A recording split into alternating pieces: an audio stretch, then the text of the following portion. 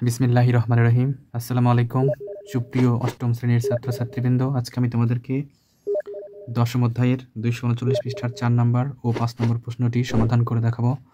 চলো তাহলে কথা না বলে শুরু করি।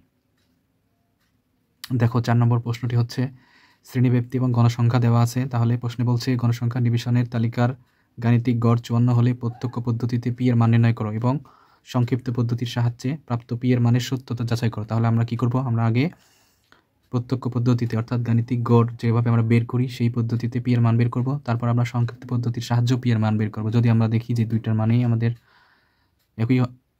একই আনসার আসছে, তাহলে আমরা মনে করব আমাদের অঙ্কটি হয়েছে।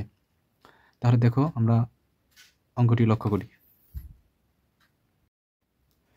তোমরা দেখতে পাচ্ছ আমি দেখো এখানে প্রত্যক্ষ পদ্ধতি বা গাণিতিক গড় পদ্ধতি লিখে রাখছি, সারণীটা তৈরি করে রাখছি আর কি। তাহলে প্রথম কলামে বসবে শ্রেণীব্যাপ্তি। দেখো শ্রেণীব্যাপ্তি আমি লিখে নিছি 0 থেকে 20, 20 থেকে 40, 40 থেকে 60, 60 থেকে 80, 80 থেকে 100।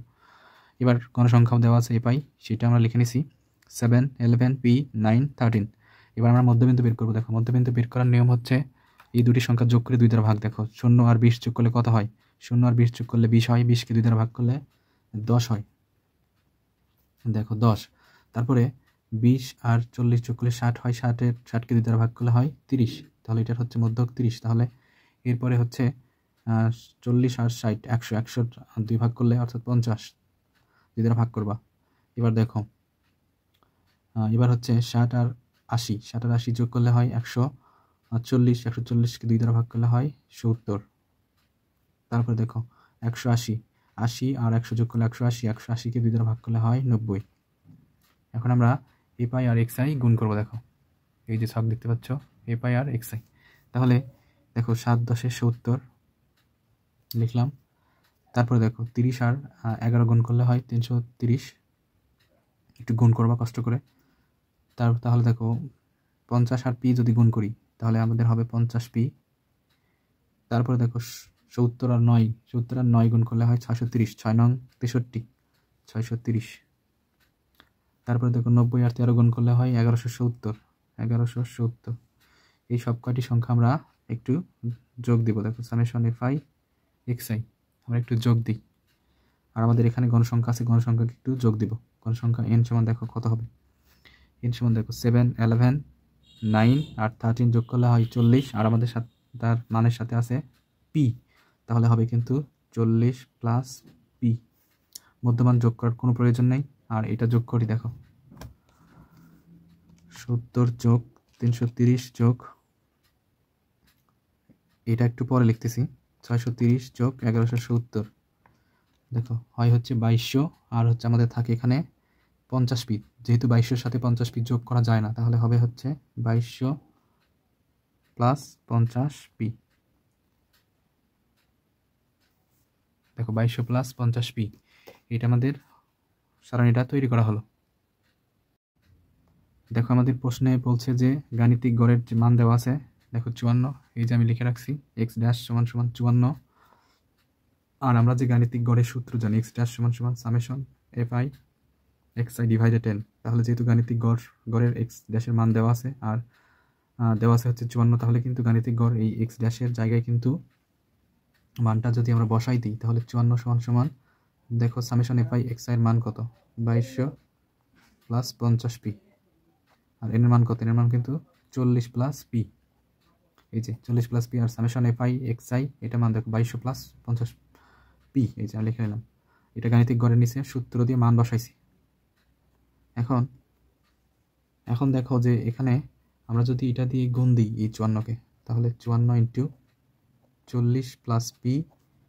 আর আমাদের হবে এখানে 2200 প্লাস 50 পি। এটাকে এখন আমরা গুণ দেব। 54 আর 40 গুণ দিই। দেখো 54 আর 40 গুণ দিলে 2160 প্লাস এটা দ্বারা আবার 54 দ্বারা পি গুণ দিলে 54 পি সমান সমান 2200 প্লাস 50 পি। এইবার দেখো আমরা পিকে এক পাশে নেব, অর্থাৎ বাম পাশে 54 পি মাইনাস 50 পি। আমাদের আছে এখন 2200 আর এই 2160 ওই পাশে যে মাইনাস হবে আমাদের সমাধানের নিয়ম অনুসারে। বাম পাশ থেকে ডান পাশের কোনো চিহ্ন সংখ্যা পরিবর্তন করে পাশে নিয়ে গেলে চিহ্নের পরিবর্তন হয়ে যায়। বিয়োগ করলে দেখো 4p সমান সমান দেখো 22 থেকে যদি 160 বিয়োগ করা হয় তাহলে অবশ্যই 40 থাকে। তাহলে p সমান সমান 40কে যদি 4 দ্বারা ভাগ দিই তাহলে পির মান কিন্তু 10 হয়। দেখো p সমান সমান 10, 4 10 40, 10। তাহলে এই যে পির মান বের হলো। এটা হচ্ছে একটা অ্যান্সার। এটা হচ্ছে প্রত্যক্ষ পদ্ধতিতে বা গাণিতিক গড় পদ্ধতিতে পি এর মান আমাদের বের হয়েছে 10। এখন আমরা দেখব সংক্ষিপ্ত পদ্ধতিতেও যদি পি এর মান 10ই হয় তাহলে এটার সত্যতা আছে। শিক্ষার্থী বন্ধুরা, এবার তোমরা দেখো আমরা সংক্ষিপ্ত পদ্ধতিতে গাণিতিক গড় বের করব। তাহলে শ্রেণীব্যাপ্তি 0 থেকে 20 একটা দেওয়া আছে। মধ্যবিন্দু আমরা ওই পাশে পাইছিলাম, সেটা একটু বসে দিই এখানে। দেখো মধ্যমান সমূহ আমি এখানে মধ্যবিন্দুতে বসাইছি। গণসংখ্যা দেওয়া আছে 40 প্লাস পি সমান সমান 40 প্লাস পি। আর আমাদের এখানে ধাপ বিচ্যুতি এখন বের করব। তাহলে দেখো ধাপ বিচ্যুতি বের করার আগে আমাদেরকে এর মান বের করতে হবে। তাহলে এর মান আমরা কি ধরব? দেখো এর মান আমরা একটা আনুমানিক গড় ধরে নেব। এই যে 50, এটা আমরা আনুমানিক গড় ধরে নেব যে এর মান 50। তারপরে দেখো এবার আমরা যে এ বিন্দু যে আমরা ধরে নিছি সেই বরাবর যেটা আছে পি গণসংখ্যা, সেই সারি বরাবর আমরা 0 ধরব। এখন 0 ধরার কারণ হচ্ছে ধাপ বিচ্যুতি অবশ্যই 0 হয়ে যায়। এটা ক্যালকুলেশন করলে 0 হয়ে যায়। এটা সূত্র আছে, সূত্রটি এইরকম যে xi minus a divided h, এটা হচ্ছে ইউআই সমান, অর্থাৎ ধাপ বিচ্যুতি সমান লেখা যায় xi minus a divided h। তাহলে আমরা কি বললাম আমি, যে বিন্দুতে মধ্যবিন্দু যে মধ্যবিন্দু তুমি এ ধরবা সেই মধ্যবিন্দু বরাবর ধাপ বিচ্যুতি 0 হবে। উপরের দিকে -1 -2 এক করে বাড়বে, নিচের দিকে এক করে ধনাত্মক বাড়বে, ধনাত্মক দিকে যাবে আর কি। এখন এই দুইটা গুণ দিব আমরা, এফআই দেখো এটা এফআই এটা জিওয়াই। 7 × 14, 11কে 11, পি শূন্যকে কিন্তু 0 হয়, পি আর 0 গুণ দেবো 0 হয়। 9 ওয়ার্ককে 9, 13 × 2 = 26। এখন দেখো এই দুইটা যোগ আর এই দুইটা যোগ করব। তাহলে 11 আর 14 যোগ করলে হয় -25 আর এদিকে দেখো 35 হয়। তাহলে আমরা কিন্তু -25 থেকে যদি 35 বাদ দিই, দেখো যেহেতু মাইনাস আছে দুইটা, -25 প্লাস এখানে এটা কিন্তু প্লাস 35, তাহলে কিন্তু 10 হয়, +10। তাহলে কি বের হলো আমাদের সামেশন এফআই ইউআই সমান সমান 10। এটা কি বের হলো? এটা আমাদের কিন্তু এফআই ইউআই এর মান বের হলো। আর আমাদের গাণিতিক গড় x ড্যাশ সমান সমান দেওয়া আছে 54, দেখো লিখে রাখছি। এখন আমরা গাণিতিক গড়ের সূত্র প্রয়োগ করব। দেখো গাণিতিক গড় সমান আমরা জানি x ড্যাশ সমান সমান a plus summation F I U I divided 10 গুণ h। এখন আমরা যেহেতু গড় দেওয়া আছে এই যে 54, এর সমান আমরা ধরে নিয়েছি 50, এ হচ্ছে আনুমানিক গড় বা অনুমিত গড়। আর এন এর মান দেওয়া আছে, এন ইজ ইকুয়াল টু দেওয়া আছে দেখো 40 প্লাস পি, এই যে। তারপরে আমাদের আর কি ব্যবধান লাগবে, এই এইচ ইজ ইকুয়াল টু দেখো 0 থেকে 20 এর মধ্যে 20টি সংখ্যা আছে, সুতরাং 20। এখন আমরা মান বসাবো, যেহেতু গাণিতিক গড়ের মান 54, আমরা যদি 54 এখানে বসাই, এর মান 50 প্লাস সামেশন এফআই এর মান হচ্ছে 10, এন এর মান হচ্ছে 40 প্লাস পি, এইচ এর মান 20। এখন 50 কে পাশে পার করে দিই, 54 মাইনাস 50, আর এখানে দেখো 10 আর 20 যদি গুণ করে দিই তাহলে 200 হয়। উপরের সংখ্যা এটাও, আর নিচে থাকে 40 প্লাস পি। এখন বিয়োগ করলে হয় 4, উপরে থাকে দেখো 400, নিচে 40 প্লাস পি। এখন যদি আমরা কোনাকানি গুণ দিয়ে দিই, দেখো গুণ দেওয়ার কারণে 4 × 40 প্লাস পি সমান সমান 200, যেহেতু নিচে কিছু নেই দেখো 1 আছে, তাহলে এদিকে গুণ এদিকে গুণ। এখন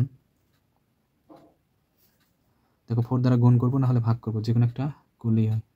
যদি 4 দ্বারা গুণ দাও দেখো 160 প্লাস অর্থাৎ 40, আর 4 দ্বারা গুণ করলে 160 প্লাস 4p সমান সমান 200। এইবার 4p সমান সমান 200 মাইনাস 160, তাহলে 4p সমান সমান দেখো 40, তাহলে p সমান সমান 40 ডিভাইডেড 4, অতএব p সমান সমান 10।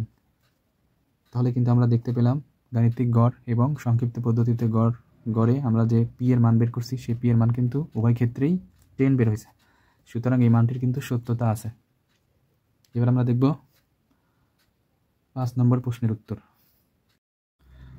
শিক্ষার্থী বন্ধুরা, এবার আমরা 5 নম্বর প্রশ্নটি করার জন্য দেখো তোমাদেরকে 5 নম্বর প্রশ্নের জন্য যেহেতু এখানে মধ্যকের কথা বলছে সেজন্য আমরা কি করব, 3 কলামের একটা ছক নিব এবং ক্রমযোজিত সংখ্যা বের করব। তাহলে দেখো আমাদের প্রশ্নে দেওয়া আছে 300 থেকে 400, 400 থেকে 500, 500 থেকে 600, 600 থেকে 700, 700 থেকে 800, 800 থেকে 900, 900 থেকে 1000, মোট 120। এখন শ্রমিক সংখ্যা দেওয়া আছে 12, 20, x, 30, y, 5, 4। এখন আমরা ক্রম জড়িত সংখ্যা বের করব। দেখো 12 12ই হয়েছে, 20 আর 12 যোগ করে 32। এখন 32-এর সাথে x যোগ হবে, তাহলে 32 প্লাস x, এই যে। তারপরে দেখো 32 প্লাস x এর সাথে আবার 30 যোগ হবে, তাহলে 30 আর 32 যোগ করলে 62, আর সাথে আছে x।